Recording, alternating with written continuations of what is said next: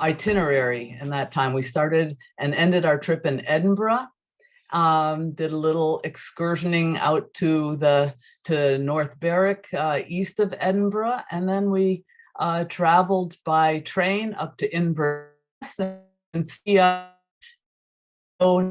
about Scotland. You've probably heard of Loch Ness, and you can see where Nessie lives right there, a little south of Inverness.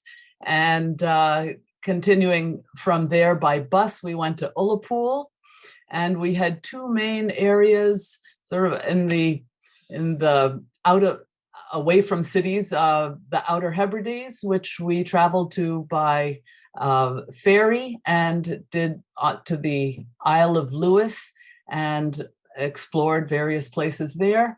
And then north of Ullapool in Assynt, a small area with some pretty dramatic mountains and lots of lochs for fishing. And that was our, those were the areas we focused on. So it was, of course, Ingrid and I and daughter Kyle came over with us, and we met up with my youngest daughter, Liana. And so that was the main travel crew that'll be in this show. So we started off in Edinburgh. I'm supposed to be pronouncing it correctly, and I'm probably not. And I actually bought a brand new raincoat because I heard it rains all the time in Scotland. And actually, I didn't remember it raining that much till I reviewed my notes, and it kept saying, and then it started to rain, and then it rained, and then it rained. So we did get rain, but actually it was for Scotland, it was fairly dry. So we were in the city for a few days. Whoops, didn't mean to do that. And lots of beautiful views, a lot of beautiful flowers because the rain really helps with that. So a few days there, and then. And Edinburgh has a lot of wonderful green spaces. Real prominent one is Arthur's Seat, an extinct volcano, and attracts a lot of people. There's lots of without trees, you can really pick your own route just about anywhere. Arthur's Seat, there's no certain history on that name, but some people say it was connected to King Arthur and maybe was the seat of the legendary Camelot. So we just did a lot of exploring. You can see we had a foggy day, but it just heightened all the spectacular colors. This is a 15th century chapel ruin, St. Anthony's Chapel, and we found ourselves seeing quite a lot of ruins from the last 1,000 years or so. Yeah. So we wandered into the city, and we got near the famous Royal Mile. This isn't a picture of that because that was just full of people. It was not my favorite place to be. Although in the lockdown from C19, I guess it's pretty much abandoned right now. Okay, so the next a day or so later, after we got settled in, we headed out to North Berwick, and there's this rocky island you see right here is Bass Island, and Bass Rock, I guess they call it, and it's a world famous rookery for northern gannets. It's the biggest breeding colony of northern gannet in the world. And they also have puffins and gulls and all kinds of things go out there. And there was a center there, the Scottish Seabird Center, which was a beautiful place. And they actually have video cameras that set up on the island so you can see the birds without disturbing them. Oh, so loud. And we had a few that came close to us on the shore, a familiar great blue heron, which we have here, of course. But the neat thing about the Scottish coast, and especially around where there's people, is you get these castles and big buildings all over the darn place. A lot of it was from when the English were the lords of this whole area. did a little hike here, and now we're getting into North Berwick, and where we visited some friends that Ingrid will tell you about. Right.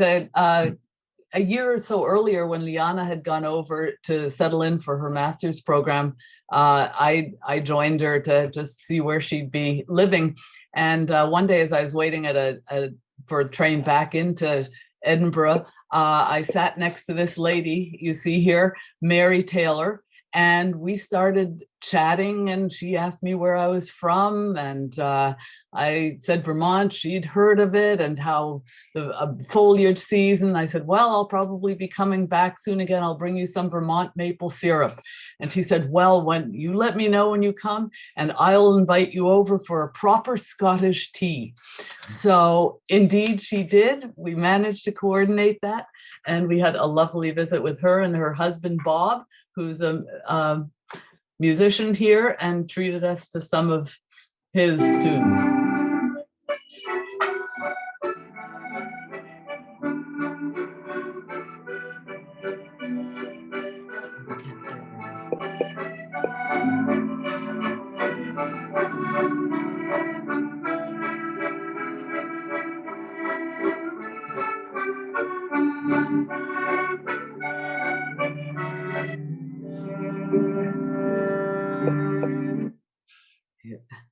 Yep. What do you want to do? Okay. So we had a very nice time with them, and the one thing we discovered was the Scottish people are just really nice. I mean, they're a lot like Vermonters. You know, they're interested in you, and they want to talk. And of course, it's nice they speak English. So as opposed to some countries you go to where you got to struggle a bit. And they also are great lovers of flowers.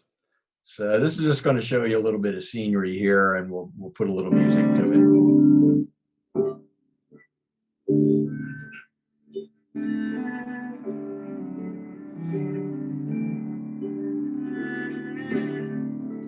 They also love their food and their whiskey. And you'll find that when you're in Scotland, all whiskey is Scotch whiskey. They don't have any of this bourbon or any of this other stuff. They spell it a little bit different, and they like it. They don't mix it with much. So we had a great time eating well and sampling the wares in the city, and nice layout of their food. Just a lot of fun. This was a graveyard we visited called Greyfriars. Greyfriars, Yeah. Which is kind of famous. There was a story about a postman who had a dog that was very loyal, and when he died, the postman, he was buried here, and the dog came for I think like 8 years every day and sat by his grave. So it's quite the story, but it's a beautiful spot.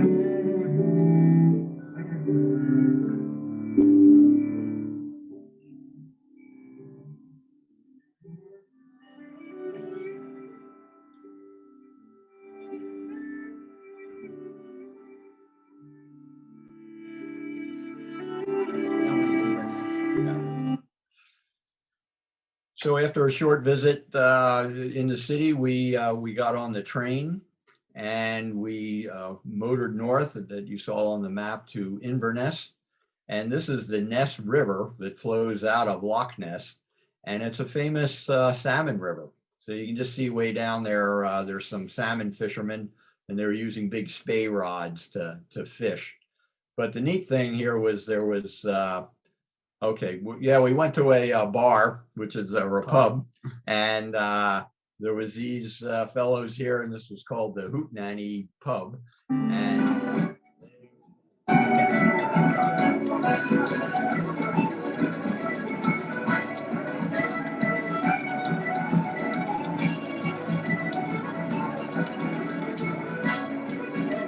Going to the funds for the children's music.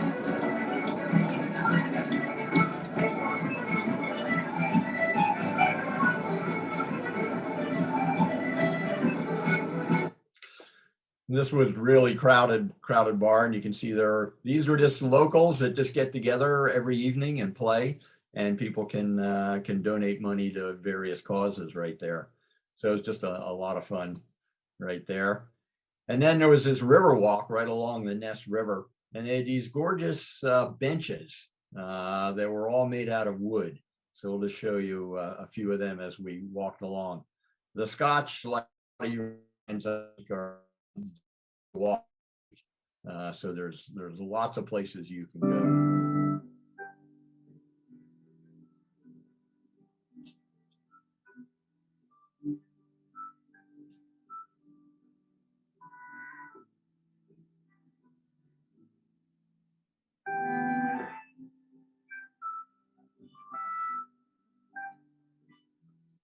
Sorry. Okay, from Inverness, we took the bus to Ullapool. So we showed you in the beginning, and their ferry came into Stornoway on the northeastern side of the Isle of Lewis.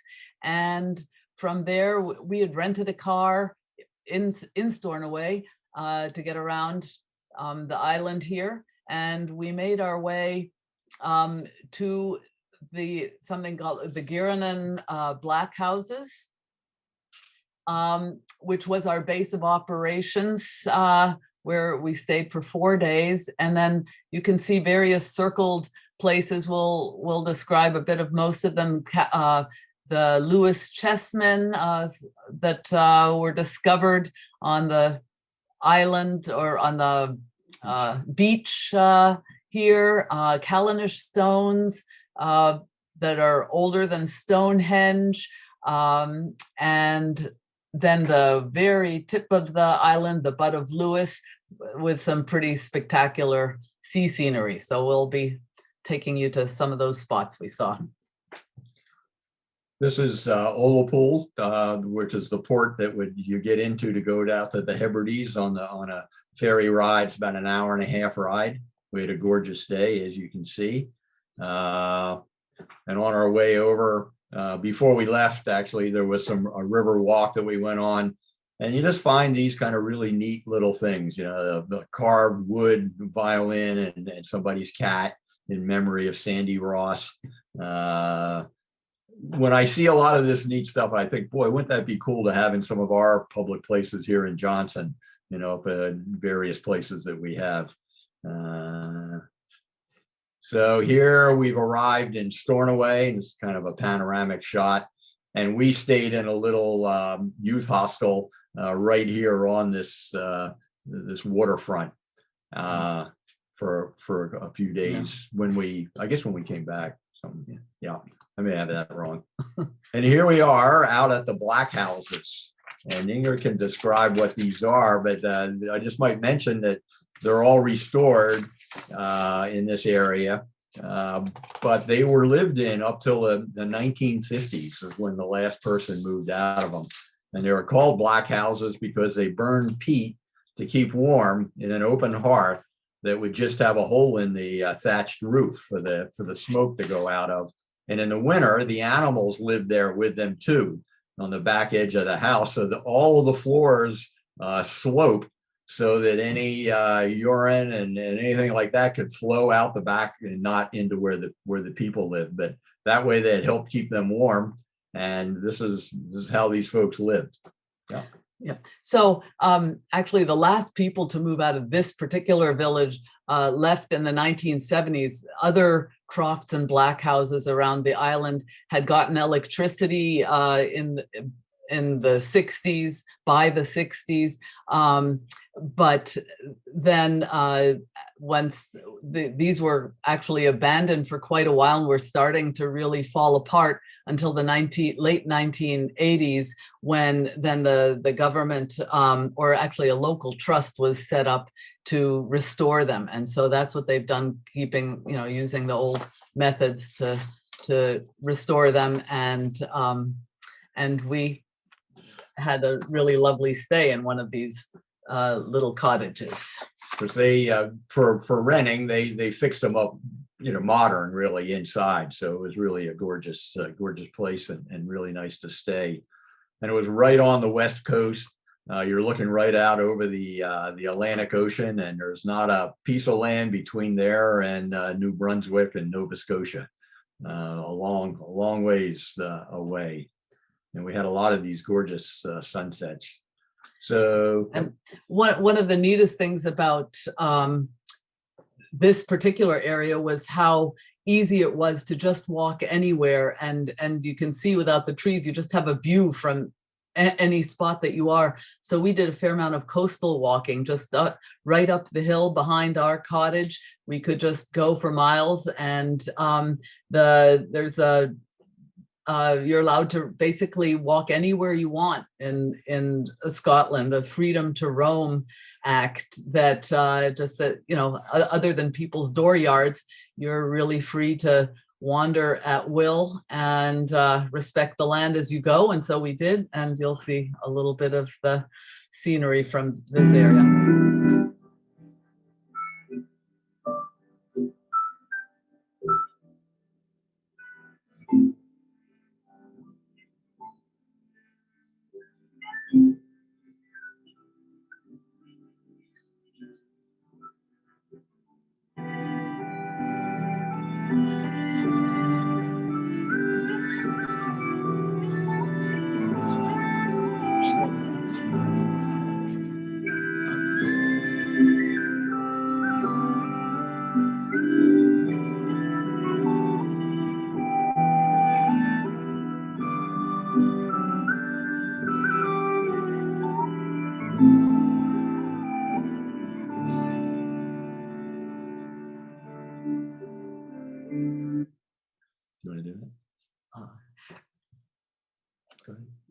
No, I don't have anything right here. Oh, we just got a chat from some folks that are from Scotland that are watching the show. Or we think so. Helen McIver, anyway, gave a nice answer to a question as to what black houses.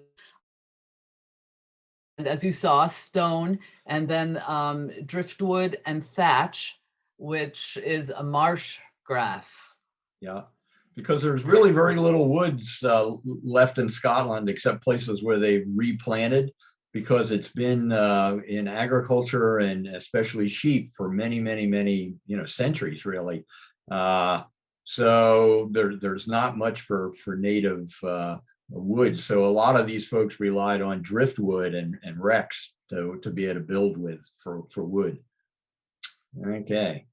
So Ingrid mentioned this right to roam, and it was really wonderful as a tourist or where you don't know everybody, that you could essentially, as long as you stayed off agricultural fields and out of people's, right by their house, there was lots of these little steps so you could get over fences where the sheep were, and you could just go for miles and miles and miles, and you felt very welcome. Lots of places there was benches and picnic tables and all kinds of stuff. This was Kyle getting ready for I think it was a 3 or 4 mile hike they took. And you have just these amazing beaches with essentially nobody on most of them. And this is the height of summer. So it's not like, it's in the middle of the winter when nobody's there. Well, we found out why they maybe weren't that populated, because we did take a couple dips ourselves, but they weren't long ones. The ocean is cold, sort of like Maine.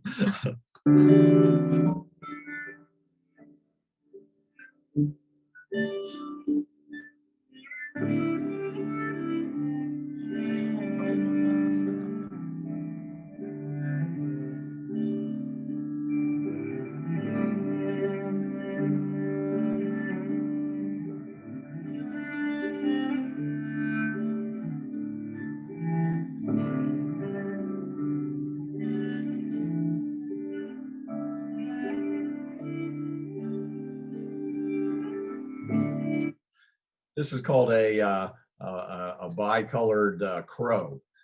So there was, it looks a lot like our ravens, except with a different color. And we did see a fair amount of wildlife, but not near the numbers or diversity we'd see over here in the States. And I think it's just because that country's been under pretty intensive agriculture for such a long time.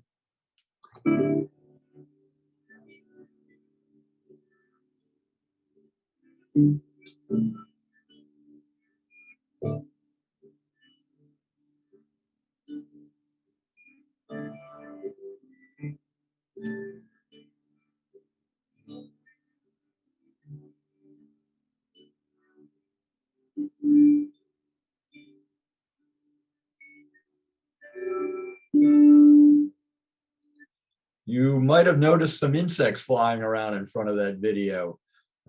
Scotland is known for its infamous midges. Midges. And these are a little thing, a little bit smaller than our black flies. And you can hardly see the darn things when they land on you, but they seem to be all a little bit of wing and a big mouth. And they have a really stingy bite that goes away fairly quick, but you know they're there when they're in big numbers. And similar to our mosquitoes and black flies, when it gets still or dawn and dusk is when they really show up. But the difference I noticed was that you'll run into them even in towns, not so much maybe in Edinburgh, but out in this country here in the evening, you get them. So we brought along nets and we had bug repellent, and all that worked really well against them. Sometimes. Well, I thought they worked pretty well.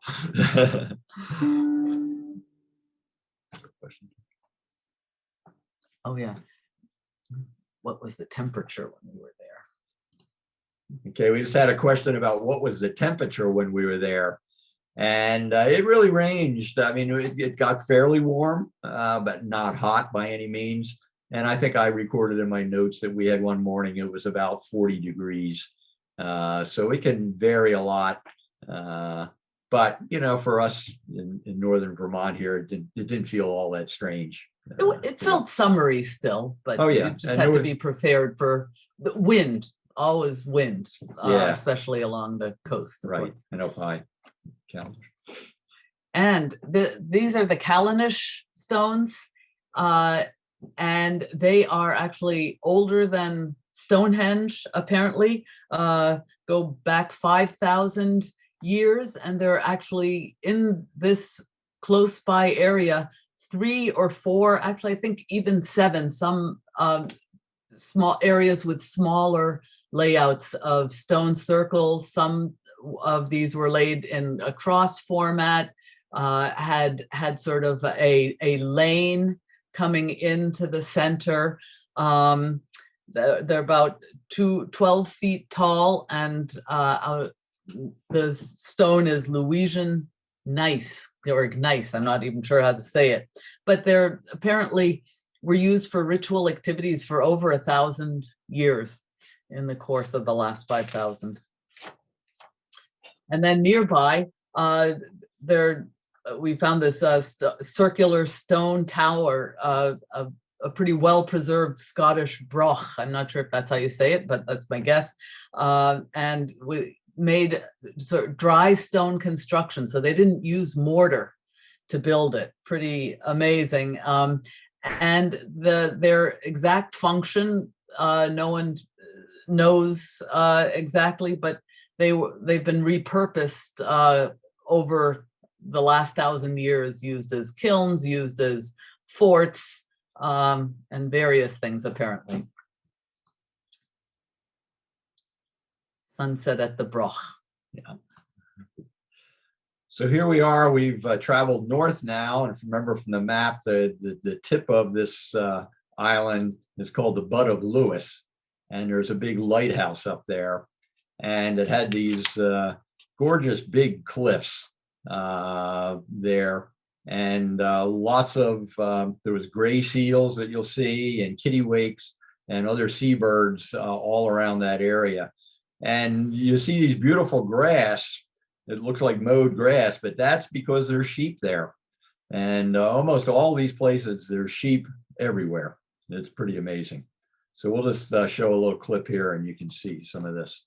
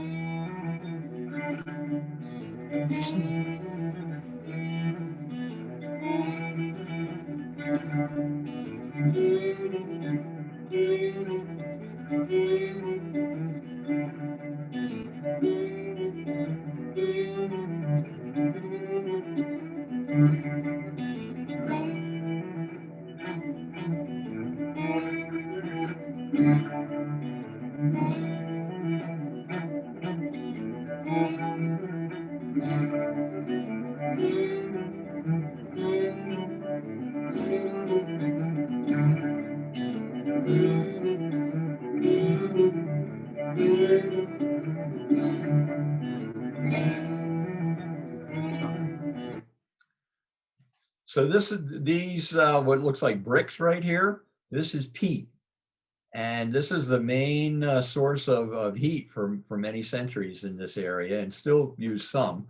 But it's essentially the organic matter that hasn't decomposed that grows underneath a lot of this turf and under the sod. And they cut it. They have special cutting things, and they'll turn it up and dry it, and then they gather it up and pile it up. And this happened to be right at another Black House site where they restored it, and then they had some that was unrestored right there, and there was a neat little museum right there also, so you can find out a lot about this. I tried to start a peat fire in our little Black House, and didn't have a whole lot of luck. Apparently there's a little bit of skill to getting that stuff going that I didn't quite know what to do with. But the other thing that you've been noticing a lot of pictures of rocks and cliffs, and the geology and the colors and the striations of the rock and the bedrock is just amazing in Scotland.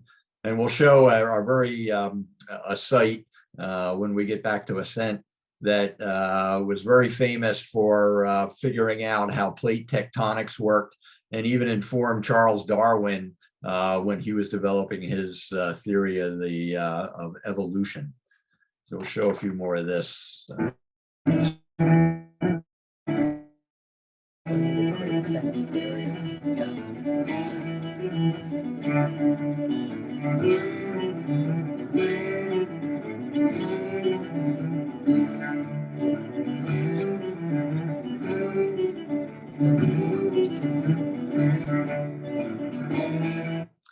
This beach that was at low tide, and it was up almost a mile of sand before you got to where the low tide started.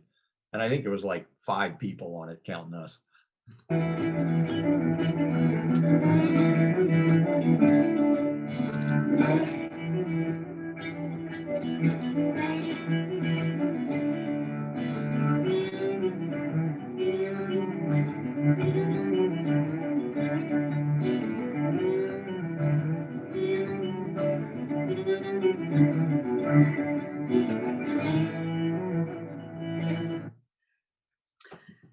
So we saw a lot of fields fenced in this very regular way, and that stems from the time when tenant farmers were allotted certain areas where they could farm crofts, and so this is what remains, I guess, from that. I'm not quite sure how it's divided or worked on now, but in this Scottish Highlands area, between around the 1750s and the 1850s, there were two rounds of what's called the Highland clearances, where tenants, first of all, in the first phase, were moved to crofts and other industries and couldn't farm anymore, to make room for more profitable sheep farming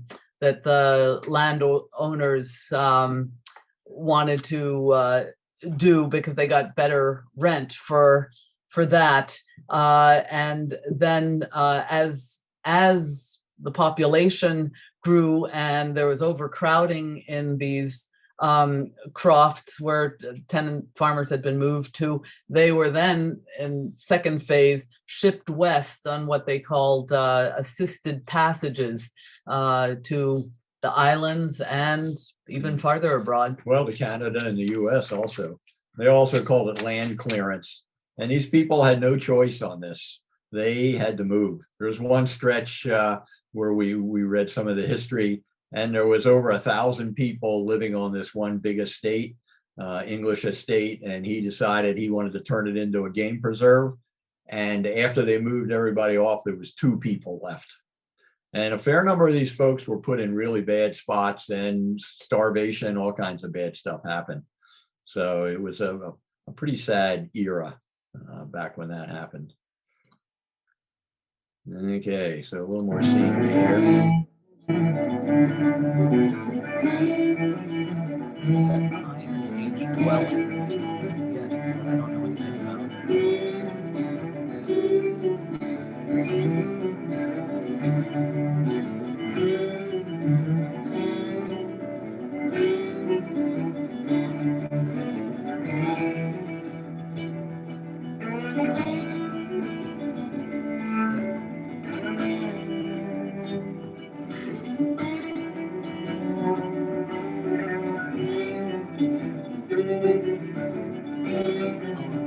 about and all at once there is selkies.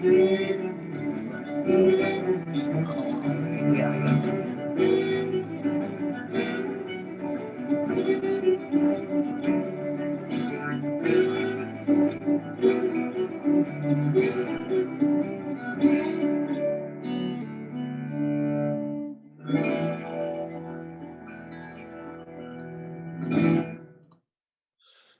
We have a question whether we saw any selkies in Scotland, and we did not have that good fortune. I don't know, are selkies in Scotland as well as Ireland? They are, okay. Well, that was something we didn't encounter on this trip. Okay. Start with this. Okay, on to the next week. After our week on the Isle of Lewis, we headed north from Ullapool, back on the ferry to Ullapool, and then rented another car there to get ourselves around Assynt area, the northwestern part of Scotland. And so we came from down here in the bottom of your screen and worked our way up to Inchnadamp on the upper right there, where there was a hostel. We stayed at a great hostel. You could walk out the back door, front door, and be off fishing or walking just about anywhere. And some of the circled areas are where we took hikes and found fishing lochs. And we'll tell you a little bit about those adventures. And on the west coast there, the underlying town of Lochinver is where we spent a few nights as well, and where there was a day of Highland games, and that was a really fun community event. You may have noticed a lot of stone walls, and because that was the main material to keep your sheep in the area where you wanted them. And these stone walls just went for miles and miles and miles everywhere. And I'm sure the ancestors of a lot of these folks that came to the US and to Vermont were the people that knew how to build stone walls, because they look awful similar. And it's still a profession for folks over there to repair and build stone walls. So it's quite they're everywhere. So this is just above where we stayed in Lochinver in a hostel, which was Inchnadamp, sorry. And it was sort of like a youth hostel, except we managed to have a private room with a bath that was semi-private. That they saved for elders. Yeah, and you could cook right in there, and they served a breakfast that you could have, and you could hill walk and go right up behind and hike as far as you wanted to. And what they call the mountain climbers there, they call them hill walkers. And there's lots of them that want to go to all the top of these bigger hills and mountains there. It's quite the thing. They call them Monroes, the big mountains. And to look at, a lot of them they seem to be quite approachable, and I think many of them are, but the variable that makes them particularly challenging is the weather that can turn on you on a dime. And as I mentioned before, with the wind, that's a huge factor. And we heard stories in the hostel from a few of these hill walkers who talked about having to crawl on their hands and knees, practically their stomachs, just to make their way down and off the mountain on some days. So that's the challenge of them. Yeah. So we did a little hiking there, and I was just showing you some red deer, stags that were right around the hostel and not acting very afraid. They were just getting to the rut or the roar, and they were in these bachelor groups. We didn't see too many does or cows, but later, way up in the mountains, we did come across a bunch of those folks. But they do have a hunting season, and it's highly regulated. They call it stalking over there for the people that hunt. And you have to be quite wealthy to be able to hunt a lot of these animals. But we took a short walk or a short ride on our car to Inverness. No, wrong place. Loch Inver. Yeah, Loch Inver, right. And they had this great little highland games that was just a really neat little community thing. So we'll show you some video of this. Hopefully it's not too choppy. And here they were marching to the area of the event. They had just welcomed the chieftain of these games, who he had attempted to row across the Atlantic Ocean.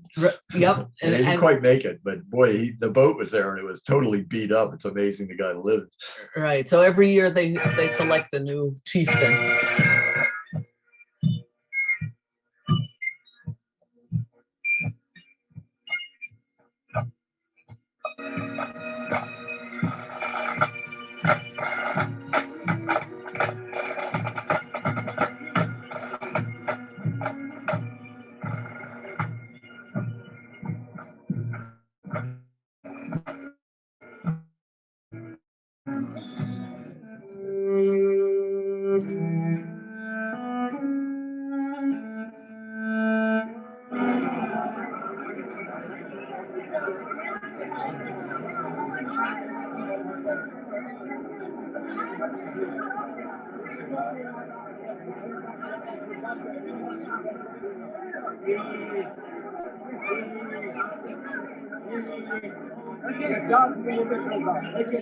This is the ever popular whiskey tent. Whiskey on tap. On tap, you can see in the back there. We ran into that at a fair number of places, but just a really neat community event. And they had a lot of little games, and we'll show some of that.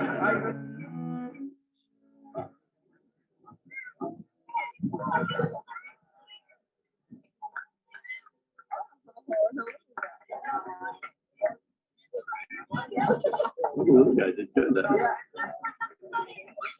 He's too covered a lot.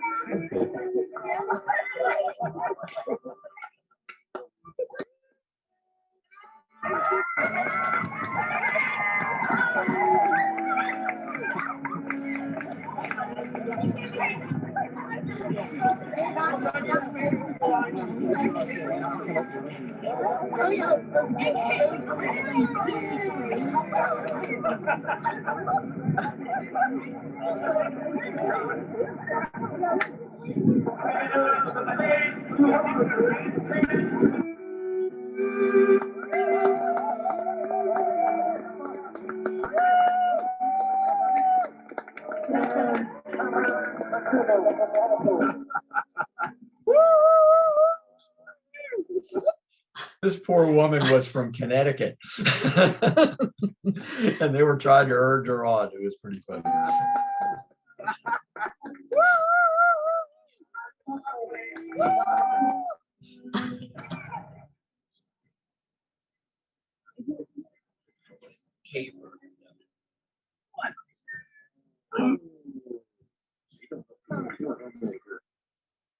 So this was called the caber throw, and or the tree of life.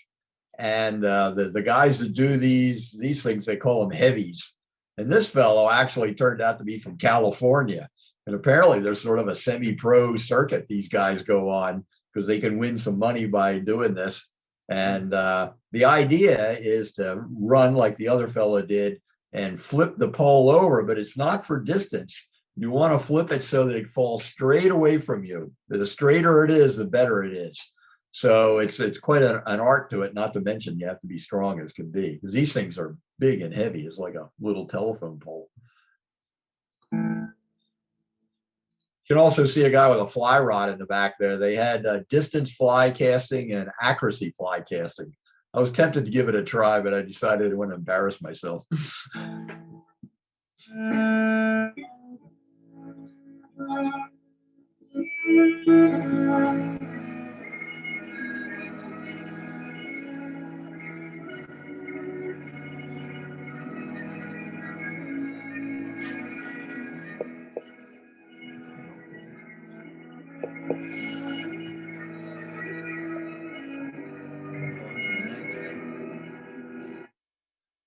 And this was traditional dancing. There was a lot of dance teams from all over the area, and big and little and adults, and it was a lot of fun. You may have noticed some umbrellas there too, because it was definitely raining at various times. So now we're going to get into more hill walking and fishing. And in the low areas, there's a lot of standing water, and you definitely, rubber boots were helpful. Ingrid didn't have any, so she was pretty wet a fair amount of the time here. But we had some good maps, and we got some good advice on places we could go, and just got into some wonderful wild country that was way up into these small lochs. In Scotland, the native fish are brown trout. So that is what we mainly looked for. And we took some pretty good hikes. And this was up at a famous pond that we didn't even know was famous. I just found it in a little fishing guide called the Luck of the Green Corrie. And you can see I've got my bug shirt on because the midges were pretty fierce. And I brought along my fly rod. So we'll just show a few pictures here of this.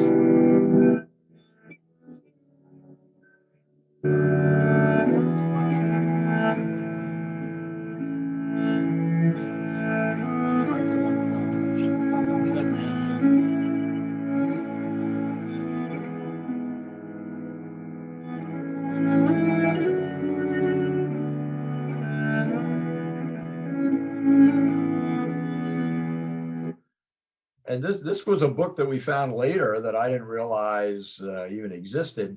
But we had when we went up there, there was a little green corrie was below the main pond, and there was a fellow there fishing from Edinburgh, and we chatted with him, and he said something about, I think we're pretty close to that famous Luck of the Green Corrie.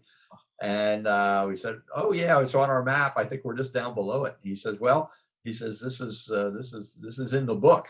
We had no idea what book he was talking about, but it turns out this was the book, and it was really a tribute to the famous poet Norman McCaig, who loved this place.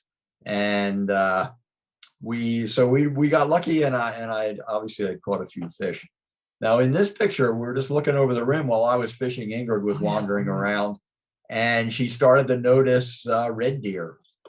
And if you look closely, you can see some little brown spots here. We counted 50. And we counted almost 50 moving through this whole valley right here. And they're almost all females, a few spike horns. And they were over 200 yards away from us at the closest. And they were definitely wary. They knew we were there, and they weren't going to hang around where we were. Yeah.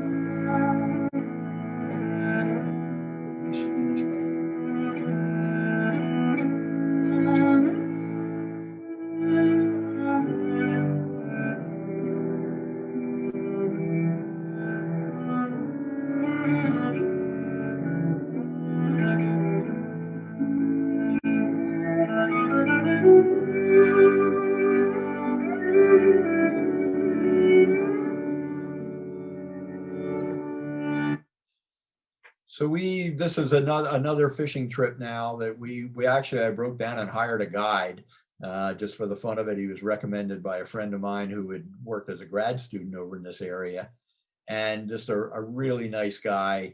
And when we were talking about where we'd like to fish, he had said, well, what have you done? And we said, well, 2 days ago, we were up at the Loch of the Green Quarry. And he says, oh, he says, you walked all the way up there? He said, oh, I've got the perfect place for you folks. So we came here, we had to wade a river, and then we walked an hour and a half uphill and then over a little ridge, and we came into this series of little ponds. And it was really fun. And the method that they use there, they use a lot of wet flies. So 2 or 3 wet flies and cast and then strip back in. And it's just a really fun way to fish. And he says, I hardly bring anybody up here because it's too far for most people to walk. So here was a fish I caught.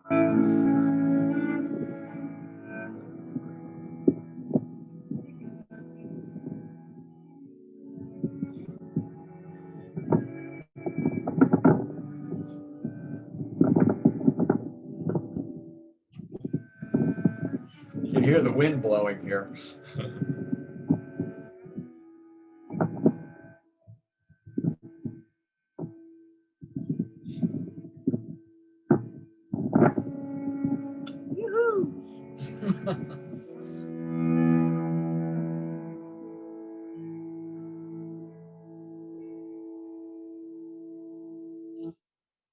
So gorgeous little fish, and the brown trout you can keep. There's really no limit on them, but we kept for some and delicious little pan size. This is a view. We're headed back to the road, and over in this center kind of was where our hostel was, and this is the river, and we'd hiked up from right down in this area down in here. And here's our guide, and you can see a little bit of maple syrup that we gave to him too. He was a real nice guy. He runs 2 crofts and has about 150 sheep. He also builds stone walls, and his wife was a teacher. And he was a nice guy to be with. And this is a view from right near where he lives. And these are a couple of the big mountains. The one you've been seeing is Suvan, and this one is Callis. And they're sandstone. The top of those is all sandstone, so they're very sharp. They've eroded away and left those right there, and it's part of the Monrose. So now we're back into town, I believe, and in Lochinver, okay. And there we are, more whiskey. I don't know if anybody broke out their whiskey, but I've got some right here. And my daughter said we could have a drink at the end, a wee dram is the way they refer to it, with just a little bit of water is good. Okay, you want to talk about this briefly? Okay. Stop the music. So when Eric was fishing, I found little hikes, little circuits that I could do. And on one of them, near this beach, there was this tumbling stream with ruins of an old mill, massive millstones that had been used for grinding grain all the way. Well, one report said there might harken back to Viking times, but it had been used for many centuries after that. And then the next picture, I met this gentleman. His name was Ken, and this path was named Ken's Path. It was part of a little sort of guided tour around his historical settlements, old settlements and sheelings, which were summer housing for summer pasture area for the cows. And this gentleman had lost his wife a few years before, and this was an area that they loved to walk. So he got together a crew of people and made this additional beautiful view circuit around that joined in with the other trails. And this is a reconstruction of what some of the shieling structures looked like when they were used. Now we're really on the shore of Lake Assynt, which was a great big long lake right near where we were. And these were some ruins of some of the castles that were built there for defense, and of some of the Scottish clans that had owned the land here. This particular one was called Ardvrick Castle, built in the 16th century by the MacLeods of Assynt. But as rugged as they look, it amazed me the stories that we'd read about how they'd be attacked. And sure enough, about a century later, the Clan Mackenzie attacked and captured it and took over all the lands of that area for a while. There was a neat little church right at the head of the lake that had family trees, and they had one of these MacLeods, and they listed all these people that were murdered and exiled and divorced and illegitimate children. And I said, man, these are a lovely crowd back in the day. Okay. Now we're starting to head back towards a little more civilization, and we came across this geopark.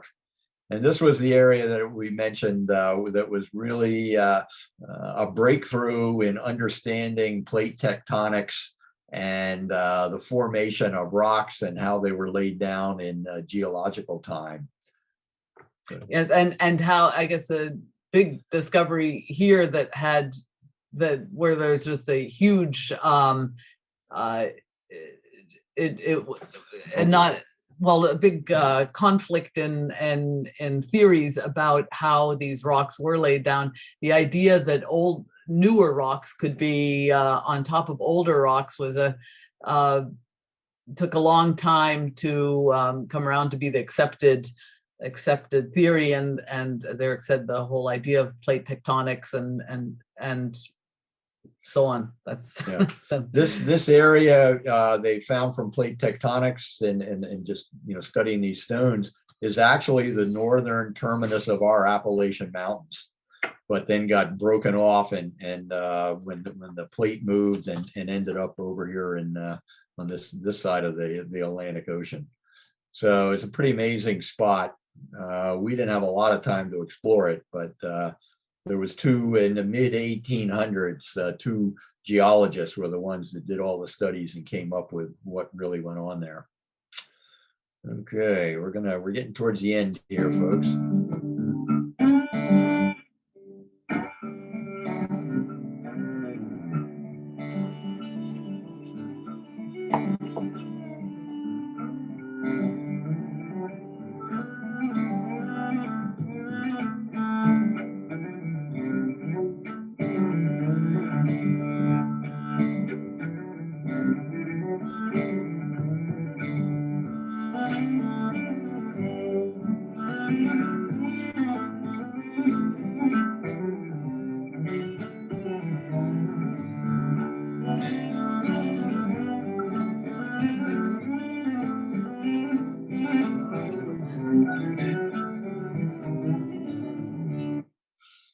So now we're back in Edinburgh, and I pronounced that wrong, I know. And at the Fringe Festival. So maybe some of you have heard of that, but it's a huge festival that goes every year, except for last year, I guess. And just thousands and thousands of people going to all kinds of music venues and other venues around, and set up in all these places to eat and drink all around the city. Mm-hmm. And some very interesting bars. This was the Royal Dick. Had all kinds of strange stuff. And then there was this one here that it was had all kinds of human bones and skulls and all kinds of stuff around. The medicine cabinet, yeah, kind of thing. So we stayed right there. And And that is pretty much winding up what we have. So we'll just finish out with this, and then we'll be glad to answer questions.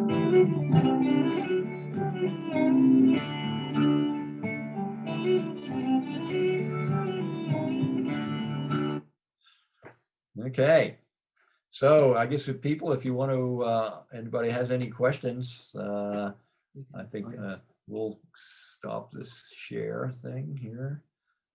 And then Dorigen, maybe you can moderate or however you want to do it. Okay. I want to know who took most of the pictures. Oh, that'd probably be me in majority of them. And Ingrid. Yep. I mean, You were in quite a few of them.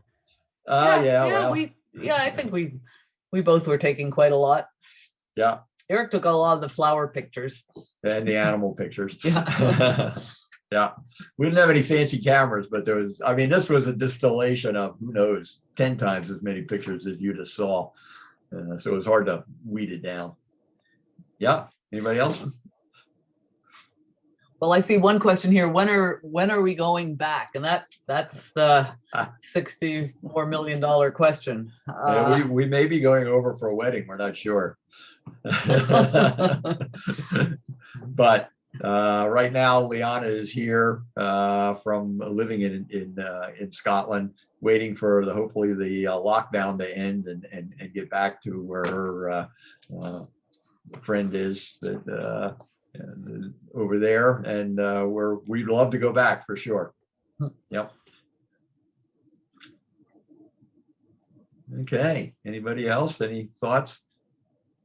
Feel free to reach out to us if you're thinking of going over there. We've got lots of resources, and there's great sets of maps that you can do. And internationally, this is a great place to start, just because the people are really friendly. Oh, let's see. Here's does either of us have Scottish heritage? I don't think I do, but I don't know. Kyle, do the Nuses have Scottish heritage from your DNA test work, or do you remember? Yeah, we do have a little bit, but it's not a whole bunch. If any of you have been watching PBS, they've been having this special on Johnny Cash, and apparently he had a lot of Scottish background, and some of that they show him back there and in Ullapool and some of the places where we were. So that was kind of cool to see just recently. Okay, so Helen asks if you have a favorite whiskey. Well, I did. I really like this Bell's whiskey, which was not inexpensive. It was kind of a blend. And Norman Keg, he had a one called Orangey that I actually bought. And it was kind of cool when we were flying back from Edinburgh. They, you go through the duty free, and they wind you through all of these stuff you can buy, but they have a whole section on whiskey, and they have these little cups, and you can sample it. So you could be totally blasted before you ever got on the plane without buying a thing. But we sampled a fair amount of, a couple little sips. And the one that Kyle or Liana brought back for me, where am I here, was this one Glenmorangie. Dalmore or something. Dalmore, yes. Yeah, which I've been enjoying, which is really good. But they have a lot. And the interesting thing with Scotch is it really varies in flavor. Depends on what barrels they age it in. A lot of it's aged, 10 to 15, 18 years. So it's not cheap, but and the way they drink it is they just put a few drops of water in. And it really is quite nice. Matter of fact, I might have one now.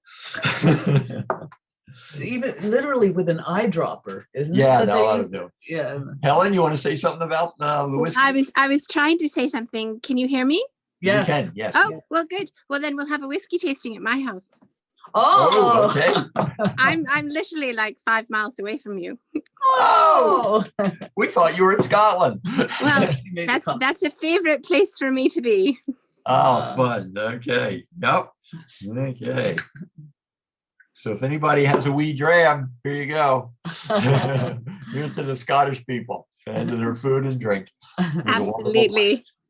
Yep. Slanja. Sláinte. Very good. Okay, I guess we can wrap up if everybody's pretty got it. Yeah. Good. Well, thank you very much. And I think Dorigen maybe has a few announcements about some future programs that she's got scheduled here. Okay, thank you so much. That was wonderful. It was wonderful to get out of here and go to Scotland for a night. So I would like to give you some information about some upcoming presentations. We're doing these once a month, hosted by the library. And March is going to be berry growing with Ben Waterman, our local berry grower. And in April, Ron Kelly's going to do a talk on the flora and fauna of the Green River Reservoir. And in May, Jackie Stanton's going to lead us on a bird walk, hopefully an actual bird walk. We'll get out and walk around. So I hope you'll come and join us for those. Watch the library website for information about them. Thank you so much. And thank you both. Thank you. Bye-bye. Be in touch. Okay, bye-bye. Bye. Thanks for joining us.